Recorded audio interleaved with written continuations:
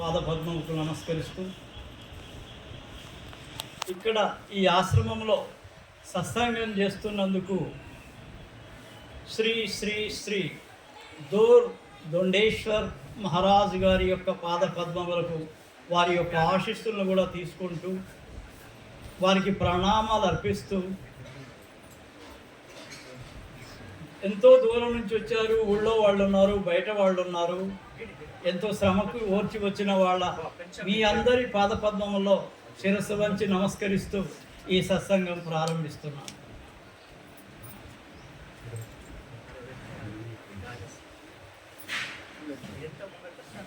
చాలా వరకు సత్సంగం అంటే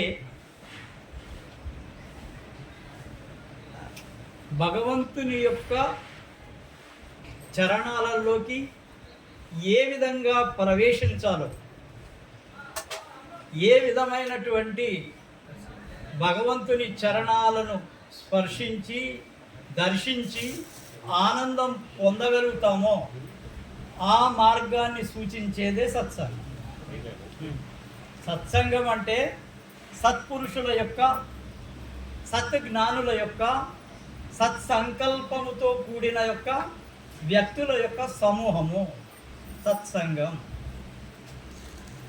ఈ సత్సంగంలో ఇంకో విశేషం ఏముంటుందంటే, మీరంతా మంచి భావాలతో వస్తారు కాబట్టి ఇదంతా ఒక జ్ఞానంతో, నిస్వార్థంతో, ఇంకోటి భగవత్ అన్వేషణలో మీ మనసులు ఉంటాయి కాబట్టి, గురువుని దైవంగా భావిస్తారు కాబట్టి, ఇది ఒకళ్ళ నుంచి ఒకళ్ళకి జ్ఞానాన్ని అందించేటువంటి మార్గం. అంటే ఒకళ్ళలో ఉండే సద్భావం మరొకళ్ళలోకి ప్రవేశిస్తుంది. ఇది మొత్తం ఇక ఒక సమూహం లాగా తయారవుతుంది. ఇక్కడ ఈ ప్రదేశం అంతా కూడా ఒక ఆనందంతో, ఒక శక్తి రూపంతో, ఒక ప్రకాశం రూపంతో ఇదంతా కూడా ఆవరించి ఉంటుంది. చూడగలిగితే ప్రకాశం ఉంటుంది. ప్రకాశం లోపల చూడొచ్చు, బయట చూడొచ్చు. లోపల చూడటానికి ప్రకాశాన్ని, శబ్దాన్ని రెండింటిని కూడా మనం లోపల అనుభవించడానికి గురువు యొక్క ఆవశ్యకత చాలా ఉంది. ఈ మార్గం అంతా కూడా ధ్యానానికి సంబంధించిన మార్గం. రాధాస్వామి సత్సంగం ఇక్కడ సాధన ప్రధానమైంది, మానవత్వం ప్రధానమైంది, ప్రేమ ప్రధానమైంది, శుభ సంకల్పం ప్రధానమైనది. అందరికీ ఆనందం చేకూరాలన్న ఒక శుభ సంకల్పం అనేది ఈ ప్రాంతంలో, ఈ సత్సంగంలో ఉంటుంది. రాధాస్వామి నామ్ జో గావే సోయి తరే కల్ కలేష్ సబుసుకు పావే సబుదుక. ఎవరైతే రాధాస్వామి నామాన్ని ఎప్పుడు కూడా ధ్యానం చేస్తూ ఉంటారో, రాధాస్వామి రాధాస్వామి రాధాస్వామి ఇట్లా ధ్యానం చేస్తూ ఉంటారో, వాళ్ళ జీవితాలు చాలా ఆనందదాయకంగా మారుతాయి. నేను అనేది ఆర్థికంగా చాలా ఉన్నతమైన స్థాయిలోకి పోతారని నేను చెప్పటం లేదు. మీ యొక్క మానసిక శాంతి అభివృద్ధి అవుతుంది. ఎట్లాంటి కష్టం వచ్చినా కానీ ఓర్చుకుని నిలబడగలిగే శక్తి వస్తుంది. సుఖాన్ని ఇస్తుంది. ఇది సుఖము అంటే ఏం సుఖము? గొప్ప ఇళ్ళు లేకపోతే అక్కడ ఆ సౌకర్యాలు కాదు, మానసిక సుఖం లభించేటువంటి ప్రాంతము సత్సంగం. రాధాస్వామి నామ్ జో గావే సోయి తరే, ఈ నామంతోటే తరించవచ్చు. రాధాస్వామి నామంతోటే. కల్ కలేష సబుసుకు పావే సబుదుకు అరే, వాళ్ళందరికీ కూడా కష్టాలు పోయి సుఖాలు ప్రాప్తమవుతాయి రాధాస్వామి సత్సంగంలో. ఈ గురువులు ఏది ఆశించని గురువులు. రాధాస్వామి సత్సంగంలో గురువులు ఏది ఆశించరు. ఆశిస్తే వాడు గురువు కాదు. ఎన్నోసార్లు చెప్తాము ఈ విషయం. డబ్బులు అడిగి చెయ్యి కింద ఉండకూడదు ఎవరైనా గురువుకి. ఎప్పుడు నామదానం ఇస్తూనే ఉండాలి, జ్ఞానాన్ని ఇస్తూనే ఉండాలి, శుభ సంకల్పం ఇస్తూనే ఉండాలి, ఆశీస్సులు ఇస్తూనే ఉండాలి. ఇది గురువు యొక్క ముఖ్య లక్ష్యం. మాకు చెప్తుండే ఆనందరావు మహారాజ్ గారు, మా గురువు గారు, మాకు నామదానం ఇచ్చినటువంటి గురువు గారు, ఆయన ఎప్పుడు పదే పదే చెప్పేది, అయ్యా మీరు ఏమీ ఆశించకుండా ఆశీస్సులు ఇవ్వండి, ఆశీస్సులు ఫలిస్తాయి.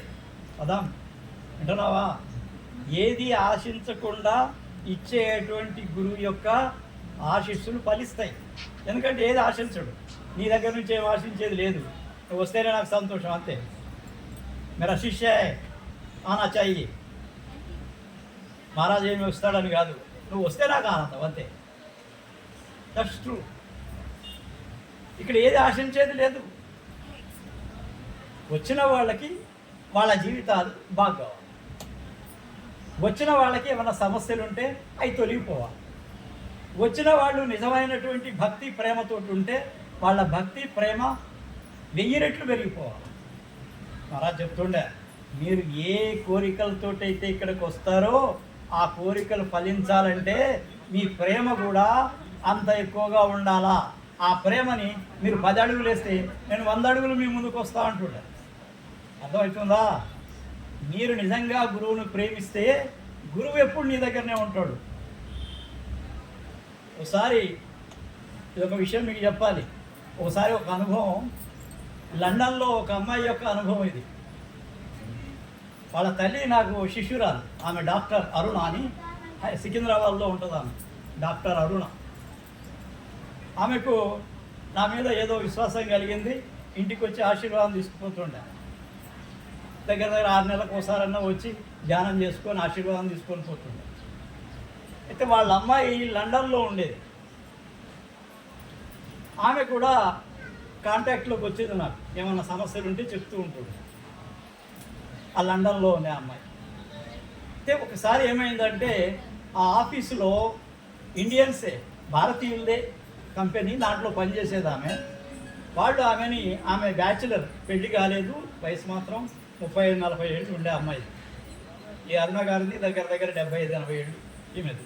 అయితే ఆ అమ్మాయి ఫోన్ చేసి నాకు, మహారాజ్ నన్ను వీళ్ళు చాలా సతాయిస్తున్నారు, అసలు నేను ఉద్యోగం చేయలేకపోతున్నా, ఇక్కడ నేను కంపెనీ మారాలనా లేకపోతే ఇక్కడనే పనిచేయాలనా, మీ ఆశీస్సులు ఎట్లుంటే అట్లా చేసుకుంటాను. సరే అమ్మా, నువ్వైతే పో, ఆఫీస్కి పో. ఎవరైతే నిన్ను చుడాయిస్తున్నారో, ఎవరైతే నిన్ను గేల్ చేస్తున్నారో, ఎవరైతే నిన్ను అవమానంగా మాట్లాడుతున్నారో నీ గురించి, వాళ్ళ సంగతి నాకు ఇడిచిపెట్టాయి, నువ్వు వెళ్ళిపోమని చెప్పాను. 1 వారం రోజుల లోపల అతను ఆ కంపెనీకి రాజీనామా చేసి వెళ్ళిపోయాడు. ఆమెను ఎవరైతే బాధ పెట్టాడో, ఏంటి 1 వారం రోజుల లోపల ఏమాడా రాజీనామా చేసి వెళ్ళిపోయాడు కంపెనీ నుంచి. ఆమె విశ్వాసం ఎట్లున్నో చెప్పు. నా మీద విశ్వాసం ఆమెకి ఎంత ఉంటే అట్లా అయింది. ఆమె రోజు నేను ధ్యానం చేసే టైం సాయంత్రం 5 గంటలకు కూకుంటే ఆమె అంటది, అయ్యో వేవ్స్ వచ్చి నాకు తగులుతున్నాయి మహారాజ్ మీకు అంటారు. ఎక్కడ? లండన్లో. ఇక్కడ కాదు, ఇండియాలో కాదు. పదం ఏం చెప్తున్నా పదం. ఎక్కడో లండన్కి 20 కిలోమీటర్ల దూరం ఆమె పనిచేసేది. ఆడకి వేవ్స్ వెళ్ళిపోతున్నాయి, ఆమె టచ్ చేస్తున్నాయట. అంటే ఇది ఎట్లా సాధ్యము అంటే ఆమె యొక్క విశ్వాసం. నేను అందరికీ చెప్తా, మన వాళ్ళకి అందరికీ అదే చెప్తా, అయ్యా మీరు విశ్వాసంతో ఉండండి. మీరు విశ్వాసంతో కనుక ఉంటే మీ పనులు అయిపోతాయి. మీ విశ్వాసంతో మా ఆశీర్వాదం ఉంటుంది, అంతే. మీ విశ్వాసం లేకపోతే ఎవరు కూడా ఏమీ చేయలేరు. ఒక అమ్మాయి వివాహం అయి అసలు సంతానం లేదు ఆమెకి. 3-4 ఏళ్ల నుంచి సంతానం లేదు. ఆ అమ్మాయి ఒక మాట ఉంది, వాళ్ళ తండ్రితో అంది, నాన్న నేను బ్రహ్మారెడ్డి మహారాజు గారి యొక్క ఆశీస్సులు గనక నాకు లభిస్తే నాకు సంతానం అవుతుంది నాన్న. ఏమంది? నాకు సంతానం అవుతుంది, కానీ మహారాజు యొక్క ఆశీస్సులు కావాలి నాకు, అంతే. నాకు ఎవరి మీద విశ్వాసం లేదు, ఆయన మీద విశ్వాసం ఉంది. అయితే నేను సత్సంగంకి రండి, పొద్దున్న 5 గంటలకి సత్సంగం, మార్నింగ్ ధ్యానం ఉంటుంది, ధ్యానం తర్వాత మీకు ఆశీర్వాదం ఇచ్చేస్తాను. ఆమెను అడిగా, అమ్మ నీకు నిజంగా విశ్వాసం ఉందా నా మీద? నీ గనక విశ్వాసం గనక ఖచ్చితంగా ఉంటే నా మీద నీ ఖచ్చితంగా సంతానం అవుతుంది, ఇది నా ఆశిస్తులు అని చెప్పి ఈయన దగ్గర ఒక ఫలం తీసుకొని, మా ఈయన దగ్గర జ్ఞాని దగ్గర తీసుకొని ఆమెకు ప్రసాదం చేసి ఇచ్చాను. తర్వాత నెలలో ఆమె ఏమైపోయింది, ఆమెకు గర్భధానం స్టార్ట్ అయిపోయింది. అంటే ఆమెలో ఎంత విశ్వాసం ఉంది, ఈయన ద్వారా నాకు అవుతారు అనే విశ్వాసం గట్టిగా ఉంది కాబట్టి ఆమెకు వెంటనే ఈ గర్భధానం స్టార్ట్ అయిపోయింది. అంటే ఇక్కడ చెప్పేది ఏంటంటే, మీ పనులు కావాలంటే గురువును పూర్తిగా విశ్వసించాలి. ఇట్లా అనేకమైన సంఘటనలు ఉంటాయి. దగ్గర దగ్గర రాస్తే ఒక 100 సంఘటనలు ఉంటాయి. ఇప్పుడు వీటి గురించి చెప్పాలంటే ఎంతోమందికి ఎన్నో రకాలుగా అవుతున్నాయి. వాళ్ళ విశ్వాస బలం అట్లా ఉంది, అవుతున్నాయి. ఎప్పుడైతే గురువుని మీరు ఏమి ఆశించకుండా గనక ప్రేమించగలిగితే ఇంకా అద్భుతాలు జరుగుతాయి. ఇంకా కూడా చాలా అద్భుతాలు జరుగుతాయి. మీరు కోరికలు లేకుండా వచ్చి ఇక్కడ కూర్చోండి, మీ మనశ్శాంతి 10% ఉంటే 100% పెరిగిపోతుంది, గ్యారంటీ. గురువు దగ్గరికి పోయినప్పుడు అవసరాలు ఉన్నప్పుడైతే అడగాలి. నేను అది కాదన్నా, మీకు బాగా అసలు ఆరోగ్యం బాగలేదు అడగాలి. మీరు తినడానికి కూడా ఆహారం లేదు, గురువుని అడగాలి. మీకు ఇల్లు లేదు, గురువుని అడగచ్చు. కానీ అన్నీ ఉన్నా కానీ ఇంకా కావాలి అనుకోవటం అనేది ఏదైతే ఉందో అది అంత కరెక్ట్ కాదు. అవసరాలను అడగండి. ఇవాళ 10 లక్షల రూపాయలు నా దగ్గర ఉన్నాయి, ఒక వారం రోజుల్లో, నెల రోజుల్లో, ఒక సంవత్సరంలో ₹1,00,00,000 కావాలా అనేది తప్పు. అది నువ్వు విశ్వాసం పెట్టవయ్యా, గురువు మీద విశ్వాసం పెట్టు. మహారాజ్ నాకు జ్ఞానం కావాలా, నాకు ధ్యానం కావాలా, మీరు చెప్పేటువంటి లోపల ఉండేటువంటి ఆ యొక్క ప్రకాశము, శబ్దము కావాలి అని అడిగేవాడు కావాలి నాకు. ఇప్పుడు మా అనంతకు చెప్తా, అయ్యా నీ ఆర్థిక పరిస్థితి చాలా బాగలేదు నాకు తెలుసు, నువ్వు చాలా బాధపడుతున్నావు నాకు తెలుసు, దాని ఏదో అవన్నీ వదిలిపెట్టేసాయి, నువ్వు ధ్యానంలో ముందుకు పో. నేను ఒకటే చెప్తా, నువ్వు ధ్యానంలో ముందుకెళ్ళిపో. ఇవన్నీ ఉండేటివి, నీ కర్మలు అనేకం అడ్డం వస్తున్నాయి. ఎన్నోసార్లు చూశాను, నీ కర్మలే అడ్డం వస్తున్నాయి. నేనేం చేయలేకపోతున్నా కర్మలతో. కానీ ఒక్కటి నేను చేయగలుగుతున్నా, ఏంటంటే నువ్వు ధ్యానం చేసుకుంటే నీ జీవితం, నీ యొక్క మరో జన్మ లేకుండా జరిగేటువంటి పరిస్థితి నువ్వు తీసుకోగలవు గురువుతో. నిజంగా నువ్వు చాలా ధ్యానంతో కనుక ఉన్నావంటే, ధ్యాన స్థాయి పెంచుకోగలిగితే నీ జీవితం ధన్యమైపోతుంది. ప్రతి కుటుంబంలో అనేకమైన సమస్యలు ఉంటాయి, తీర్చలేని ఉంటాయి. కానీ ఒక్కటి మాత్రం ఉంటుంది, గురువుని పట్టుకుంటే శాంతి అవుతుంది కుటుంబం. గొడవలు లేకుండా అవుతుంది కుటుంబం. గొడవలు ఉన్నా కానీ సర్దుబాటు అవుతాయి నిజమైన ప్రేమ ఉన్నప్పుడు. ఎప్పుడైతే మహారాజ్ చెప్తుండే, ఆనందరావు మహారాజ్, ఎప్పుడైతే ఇంట్లో స్త్రీ ఏడుస్తుందో ఆ ఇల్లు ఎప్పుడూ బాగుపడదు. మహారాజ్ చెప్తుండే, చాలా కొట్టి చెప్తుండే. మా దగ్గరికి వచ్చేవాళ్ళే బీదవాళ్ళు, కోటీశ్వర్లు కూడా వస్తారు. కానీ వాళ్ళు ఏమంటారు, ఆ కోటీశ్వర్ల భాష వేరు ఉంటుంది, వాళ్ళు అడిగేయే వేరుంటాయి. వాళ్ళు ఎంత ఇచ్చినా కానీ ఇంకా కావాలంటారు. మేమంటాం అది బిచ్చగాళ్ళతనం, అది కరెక్ట్ కాదు, ఇంకా దోషుడు పట్టుడు ఎందుకు, నువ్వు ఉన్నది కొద్దిగా దానం చేయి. ఇది మేము చెప్పేది. అయితే చాలా బీదవాళ్లకు వాళ్ళకి సరి అయినటువంటి మార్గంలో నడిపించడమే ఈ యొక్క రాధాస్వామి సత్సంగం యొక్క ప్రాథమికమైనటువంటి లక్ష్యం. అసలు దీంట్లో ఏంటంటే, ఎవరైతే ఎప్పుడు సమస్యలతోటి అబల్ నిబల్ అజ్ఞానియం కే లియే సత్సంగి, సత్సంగియం కే లియే హై. అబల్ ఏం బలం లేని వాళ్ళు, నిబల్ ఏమి యోగ్యత లేని వాళ్ళు, అజ్ఞాని జ్ఞానము లేనటువంటి వాళ్ళు, వీళ్ళని తరించడానికే రాధాస్వామి. రాధాస్వామి మతంలో ముఖ్యంగా చెప్పేది ఏంటంటే, ఎప్పుడు బాధపడేవాళ్ళు, ఎప్పుడు కూడా చింతలో ఉండేవాళ్ళు, వీళ్ళ నుంచి రక్షించవయ్యా. వాళ్ళు మొక్కించుకోవడానికి రావటంలే మీ దగ్గరికి, దండ లేపించుకోవటం మాకు ముఖ్యం కాదు. ఇక్కడ కావాల్సింది ఒక్కటే, కనీసం రాధాస్వామి యొక్క నిజమైనటువంటి తత్వంలోకి పోవాలనుకునే వాళ్ళ కోసం నేను ఇక్కడికి వస్తున్నా. కనీసం ఒక 15-20 మంది అన్నా సరే ఎప్పుడు ధ్యానం చేయాలి, ధ్యానంలో కూర్చోవాలి, ఈ ధ్యాన అనుభవం పొందాలి అనుకునే వాళ్ళ కోసమే నేను వస్తున్నా ఇక్కడికి. అంతేగాని ఇక్కడ ఏది నేను ఆశించట్లేదు, నాకు అవసరం కూడా లేదు, నాకు ఏది అవసరం లేదు, నాకు డబ్బుతోటి అవసరం లేదు, ఇక్కడ పేరు ప్రఖ్యాతులు కిరీటాలు పెట్టి ఏదో చేయాలనేది నాకు అవసరం లేదు. కాబట్టి బీదవాళ్ళు సుఖంగా ఆనందంగా ఉండాలి. నిబల్ అబల్ అగ్నవిలో ఈ ముగ్గురిని పైకి తీసుకుపోవాలి. ఇదే రాధాస్వామి సత్సంగం యొక్క ప్రాథమికమైనటువంటి లక్షణం. కోటీశ్వరులు అంటే మాకు పెద్దగా ఇష్టం ఉండదు. బీదవాళ్ళు వాళ్ళ జీవితం, మహారాజ్ చెప్తుండే, ఆనందరావు మహారాజు మాకు ఒక్కొక్కళ్ళ ఇంట్లో హారతి చేపిస్తుండే మహారాజ్. అతి బీదవాళ్ళ దగ్గరికి పోయి అక్కడ మేము హారతి చేసేవాళ్ళం. మా హనుమాన్లు తెలుసు ఆ సంగతి, తెలుసు కదా హనుమాన్లు. ఆయన మన తానప్ గంగారమేనా ఆ దుకాణం పెట్టుకుని ఉండే చూడు బాబు ఇక్కడ బస్ స్టాండ్ దగ్గర గానర్ గారు ఇంకొక గంగారాం అని. గంగారాం అతను ఇంటికి పోతే కింద అంతా పచ్చిగా ఉంటుండే, వర్షానికి ఇల్లు తేమ వచ్చేస్తుండే. మహారాజు మేమందరం పోయి అక్కడ హారతి చేసి ఆయనకు ఆశీర్వాదం ఇచ్చేస్తుంది.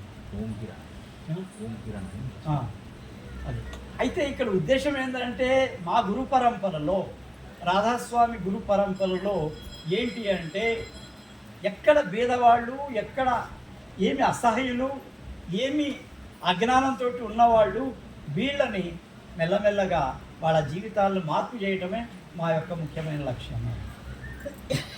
అంతేగాని ఇక్కడ వేరే ఉద్దేశం ఏమీ లేదు. ఎంతవరకైతే మీరు గురువుని ప్రేమించగలుగుతారో గురువు నుంచి అంతకంటే ఎక్కువ ప్రేమ మీకు వస్తుంది. ఇప్పుడు అమెరికా నుంచి కూడా మాకు ఫోన్లు వస్తుంటాయి రోజు, ఎక్కడో న్యూజిలాండ్ నుంచి ఫోన్లు వస్తుంటాయి, ఇంగ్లాండ్ నుంచి ఇంతకుముందు వాళ్ళు చేస్తూ ఉండేవాళ్ళు. అంటే అన్ని దేశాల్లో, ఎక్కడో దేశాల్లో కూడా వాళ్ళు అక్కడుండి కూడా ఇక్కడికి మనకి మా ప్రేమతోటి వాడు ప్రయాణం చేస్తున్నారు. ఆ ప్రేమ ఉంటేనే వాళ్ళు చేస్తారు కదా, లేకపోతే ఎందుకు చేస్తారు? పదం ఎట్లా చేస్తారా? వాళ్ళు అంత దూరం నుంచి ఎందుకు చేయాలి రోజు? నాకు రోజు రాధాస్వామి చెప్తానికి ఏముండదు మళ్ళీ అక్కడ, ఓన్లీ రాధాస్వామి చెప్తారు, రాధాస్వామి మహారాజ్, రాధాస్వామి ఆశీర్వాదం, అంతే. ఇంకా వేరేది ఏముండదు. ఏమన్నా సమస్య ఉంటే చెప్తారు, మహారాజు నేను పలానా ఎగ్జామ్కి పోతుంది, మీ ఆశీర్వాదం, సరేనమ్మా ఆశీర్వాదం. డాక్టర్స్, పెద్ద పెద్ద డాక్టర్స్ ఉన్నారు, పెద్ద పెద్ద ప్రొఫెసర్స్ ఉన్నారు, పెద్ద పెద్ద ప్రిన్సిపాల్స్ ఉన్నారు, అందరు ఉన్నారు. కాకపోతే ఏంటంటే వాళ్ళందరికంటే ప్రేమ ఈ ఊళ్ళో నాకు ఎందుకు రావాలి ఇక్కడ అంటే, ఇక్కడ ఏదో ఆకర్షణ ఉన్నది. ఆ గురువు, మా గురువు ఎవరో నన్ను ఇక్కడ పట్టుకొచ్చారు, అంతే. ఏమనంతా అంతేనా? కారణం ఏంది మరి ఇక్కడ దాకా రావటానికి? ఏదో ఉంది అక్కడ, ఏదో ఉందంటే కొంతమంది ఇక్కడ ఉన్నత స్థాయికి పోయేటువంటి స్థాయి కలిగిన వాళ్ళు ఉన్నారు అనేది నాకు అర్థమవుతుంది. రాధాస్వామి సత్సంగాన్ని అర్థం చేసుకొని నామదానం తీసుకొని వాళ్ళు ఉన్నతమైనటువంటి స్థితికి, ఈ భూమధ్య స్థాయి నుంచి పైకి వెళ్ళడానికి అర్హులు ఉన్నారు ఇక్కడ. వాళ్ళు ఎవరెవరు వస్తారు, ఎవరెవరు నాతోటి ప్రయాణం చేస్తారు, ఎవరు ఉన్నత స్థితికి పోతారు అనేది భగవంతుడి చేతిలో, గురువు చేతిలో ఉంది. ఆశీస్సులు ఎప్పుడు మీ మీద వాళ్తాయో కూడా తెలియదు. కాబట్టి ఇక్కడ మనం గమనించాల్సింది ఏంటంటే, ఎంతసేపు కూడా మీరు రాధాస్వామి రాధాస్వామి రాధాస్వామి అని మీరు ధ్యానం చేస్తూ ఉంటే మీ మనసు పవిత్రమవుతుంది. మహారాజ్ మేము రాధాస్వామి అంటాం, రోజు కూడా 10 అబద్ధాలు ఆడతాం, 10 మందికి నష్టం చేస్తామంటే కుదరదు. నేను చెప్పేది ఒకటి, సత్యంతో ప్రయాణం చేయండి, రోజు గురుస్మరణ చేయండి, తప్పులు చేయొద్దు, ఈ శరీరాన్ని పవిత్రంగా ఉంచండి, దీంట్లో మాంసము మత్తు పదార్థాలు దీంతో నింపకండి, మనస్సు చంచలం అవుతుంది, స్థిరం కాదు, ధ్యానం కుదరదు. కాబట్టి మత్తు పదార్థాలు సేవించకూడదు, మాంసాహారం నిషేధం. అబద్ధాలు అసలు మాట్లాడకండి, ఎదుట వాళ్ళని దూషించకండి. ఇంకో పాయింట్, ఎంతసేపు ఏదన్నా నీకు నష్టం జరిగితే వాళ్ళ నుంచి అయింది, వాడి నుంచి అయింది, ఇట్లాగా చేసిండు, లేకపోతే నాకు ఇట్లా కాకుండే ఇవే మాట్లాడతారు. మరి మనలో ఉండే లోపమేందో, మన కర్మ ఏందో, వాడితోటి ఆ కర్మ జరుగుతుందో మనకు తెలియదు. వాడి వలన మనకు కర్మ చుట్టుకుంటుందా, మనల్ని చెడుగా మాట్లాడడం వల్ల వాడికి కర్మ చుట్టుకుంటుందా తెలియని విషయము. ఏం వింటున్నావా? కర్మ చుట్టుకోవడం అనేది భలే గమ్మత్తైన విషయం. కర్మ అనేది చుట్టుకోవడం అనేది ఒకళ్ళ నుంచి ఒకళ్ళకి, ఎవరి నుంచి ఎవరికి అంటుతుంది అనేది తెలవదు. నేను ఒకటి తిట్టిండు అనుకో, నిరంజన, నువ్వు వాడిని పదే పదే తిట్టావనుకో, ఆడి కర్మ నీ కన్నా వస్తుంది, నీ కర్మ వాడి కన్నా పోతుంది. కానీ నువ్వు క్షమించావనుకో, ఏదో తిట్టుడు ఏదో అన్నాడు భగవంత వాడి కూడా అనే భావం ఎప్పుడైతే నీలో వస్తుందో నువ్వు ఉన్నత స్థాయికి వెళ్ళిపోతావు. ఇది ఒక రహస్యం, ఇది ఒక రహస్యం. యేసుక్రీస్తు కూడా లాస్ట్లో అతనికి సిలువ వేసినప్పుడు ఒక మాట అంటాడు. ఏమంటా అంటే, భగవంతుడా వీళ్ళేదో తెలియక చేస్తున్నారు ఈ పని, నన్ను శిలువ వేశారు, చేతుల్లో మొదలు కొట్టారు, నెత్తి మీద కిరీటం, ముళ్ళ కిరీటం పెట్టారు, కాళ్ళకు మొలలు కొట్టారు, రక్తం ధారాపాతంగా జారిపోతుంది, కిందికి పడిపోతూ ఉంది. ఆ స్థితిలో కూడా ఆయన శత్రువుని ప్రేమించాడు. It is wonder. ఇది చాలా విచిత్రమైన పరిస్థితి. ఎవరైనా సరే ఒక దెబ్బ కొడితేనే వాడిని 10 కొట్టాలనుకుంటాం. అట్లాంటిది మొల్లలు కొడితే రక్తం ప్రవహిస్తూ ఉంటే ఆ శత్రువును కూడా ప్రేమించు, నీ వలే నీ పొరుగు వాడిని ప్రేమించు అంటాడు యేసు. ఇంకోటి, వీళ్ళకి అమాయకులు, వీళ్ళకి తెలియక చేస్తున్నారు, దేవుడా వీళ్ళని రక్షించు, వీళ్ళని ప్రేమించు, వీళ్ళకు ఆశీస్సులు ఇవ్వు అంటాడు. అంటే ఇక్కడ మనకి ప్రపంచానికి తెలియజేసేది ఏంటంటే, క్షమించడం అనే గుణం చాలా ప్రధానమైనది. ఎవరినైనా సరే క్షమించి వదిలిపెట్టేస్తే ఏం సంబంధం లేదు. అరే మనల్ని అట్లా అన్నారు, అరే తప్పుకోవాయా, తప్పుకో, మేము అక్కడి నుంచి ఎందుకు వచ్చినాం, ఇక్కడికి తప్పుకున్నా అంతే, ఎందుకు కొట్లాటలు ఎందుకు, నాకేమవసరం, అక్కడ చెప్పేటోడిని ఇక్కడికి ఎందుకు వచ్చినారంటే వాళ్ళతో నేను కొట్లాడను, నాకు అవసరం లేదు భగవంతుడా, వాళ్ళందరూ బాగుంటారు, మేము ఇక్కడ చేస్తున్నాం, మేము సంతోషంగా చేసుకోవాలి, వాళ్ళు బాగుండాలా, మేము బాగుండాలి, అంతే కదా. ఇంకా మాకేం అవసరం ఉంది? ఎక్కడైతే 10 మందికి లాభమే కదా. నేను చేయాల్సింది అక్కడ పోయినా, అక్కడ చేసినా కానీ 10 మందికి ఆశీస్సులే, ఇక్కడ కూడా 10 మందికి ఆశీస్సులే. అంతేగాని ఏదో ఇంట్లో కూకొని పొద్దున్నదాకా నా ధ్యానం నేను చేసుకోవటంలే. మాకు ఏదైతే భగవంతుడు ప్రసాదించాడో అది నేను సాయంత్రం కల్లా అందరికి పంచేస్తాను. సాయంత్రం దగ్గర నాకు ఒక 10 నుంచి 15, ఒక్కో రోజు 20 ఫోన్లు కూడా వస్తాయి. వాళ్ళందరికీ వెళ్ళిపోతుంటుంది, ఆశీస్సులు వెళ్ళిపోతుంటాయి. నా దగ్గర ఏం లేదు. ముకుందరెడ్డి మహారాజు కూడా అంటుండారు, నా దగ్గర ఏం లేదా బ్రహ్మారెడ్డి, నేను అంతా ఇచ్చేస్తున్నానాయా. మహారాజు నేను కూడా ఇచ్చేస్తున్నాను, నేను కూడా ఏది ఉంచుకోవటంలే, మా పూరాది ఏది, నాకు ఏది అవసరం లేదు. నా దగ్గర ఉన్నది ఏదో మీరు అనుకుంటే, నిజంగా ఏ దగ్గర ఏదో శక్తి ఉందనుకుంటే ఆ శక్తిని నేను సాయంత్రం పనిచేస్తున్నాను. అందరు ఎక్కడో అమెరికాలో ఉండే వాళ్ళకి లాభం అవుతుంది, ఎక్కడో ఇండియాలో ఎక్కడో ఏ మూలలో ఉండే వాళ్ళకి లాభం అవుతుంది, ఏదో ఒక రూపంలో ఏదో కొంతమందికి అయితే లాభం అవుతుంది. అది నా దగ్గరే పెట్టుకుంటే ఏం లాభం? గురువుకును మౌనులకు ఋషులకు అదే తేడా. ఈ మునులు ఉంటారు, వాళ్ళు ఎప్పుడూ తపస్సు చేస్తూనే ఉంటారు, కానీ వాళ్ళు పంచరు. గురుధర్మం అది కాదు. గురువు తనకున్నది ఇచ్చేయాలని చూస్తాడు. ఎంతమందికి పంచితే అంత సంతృప్తి పడతాడు గురువు. గురువు యొక్క కార్యం ఏంది? పంచటం, ఇచ్చేయడం, అంతే. దాచుకోవటం కాదు. దాచుకుంటే ఏమవుతుంది? గురువు గనక దాచుకుంటే తనతోటే తీసుకెళ్లాల్సి వస్తుంది. కానీ ఇచ్చేస్తే 10 మంది యొక్క ఫలితం ఆయన చూసి ఆనందపడతాడు, స్థాయి పెరిగిపోతుంది, ధ్యాన స్థాయి పెరిగిపోతుంది. అంతే గురువుకి లభించేది ఏంటంటే, ఎప్పుడైతే తను పూర్తిగా తనలో ఉండేదంతా ఇచ్చేస్తే తన కలిగేది ఏంటంటే ఈ ధ్యాన స్థితి పైకి వెళ్ళిపోతూనే ఉంటుంది. ఎప్పుడు ఆనందంలో, ఎప్పుడు సంతోషంలో, ఎప్పుడు ప్రకాశంలో, చేసుకుంటూ ఉంటాడు. అది 10 మందికి పనిచేస్తుంది. నేను అంటా కదా, మీ విశ్వాసానికి మా ఆశీస్సులు తోడు. మీలో విశ్వాసం లేకపోతే ఎవరు కూడా ఏమీ చెయ్యలేరు. ఎవరు కూడా ఏం చెయ్యలేరు. విశ్వాసం ఫలదాయకం. విశ్వాసంతో ఉండండి, గురువుతోటి. గురువు చెప్పిన నడవండి. మీ బీదరికం పోవడానికి కూడా కొన్ని మార్గాలు ఉన్నాయి. మీ బీదరికం పోవడానికి ఎంత తక్కువలో మహారాజు చెప్తుండే, ఆనందరావు మహారాజు అతి బీద వాళ్ళకి చెప్తుండే, రోజు కొద్దిగా బియ్యం దానం చేయి, లేకపోతే కొద్ది చక్కెర జంతువులకు వేసేస్తే, ఏ జంతువు అన్నా తిన్నాయి, అది వేరే, నీకు సంబంధం లేదు. ఆడ చీమలు తిన్నాయి, లేకపోతే పక్షులు తిన్నాయి, ఏమైనా తిన్నాయి.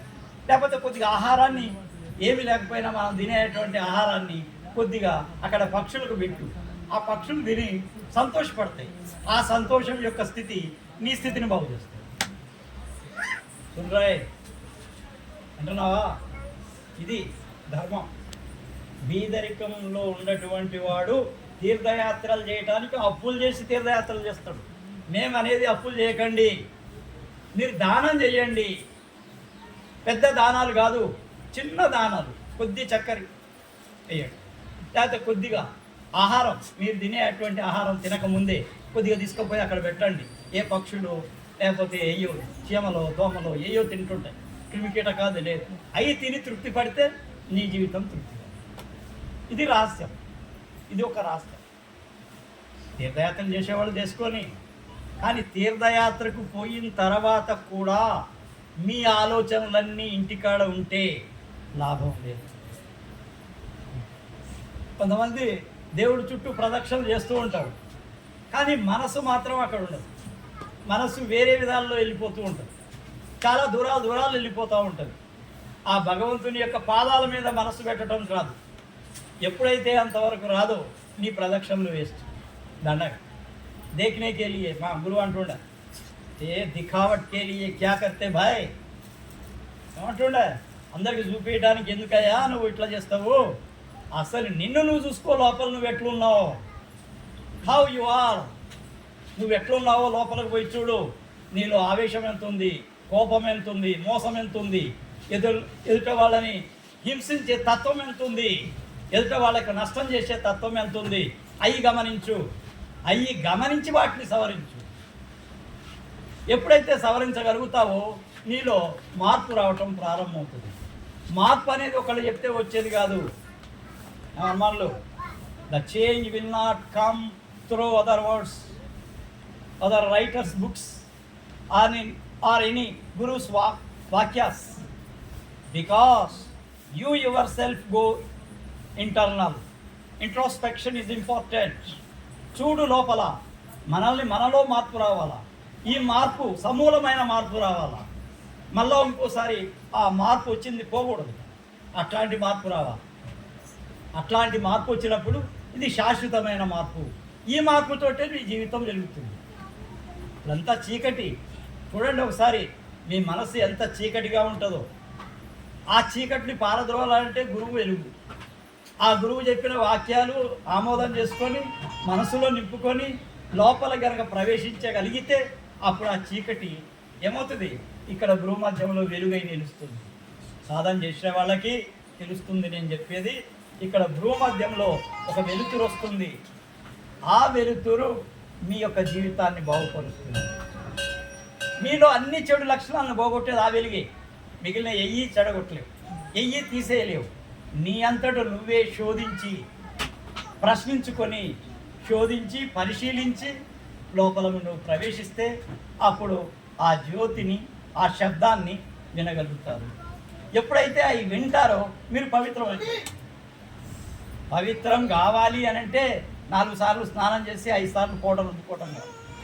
That is only for external, అంటే బయట వైపు చేసేటువంటి తత్వం.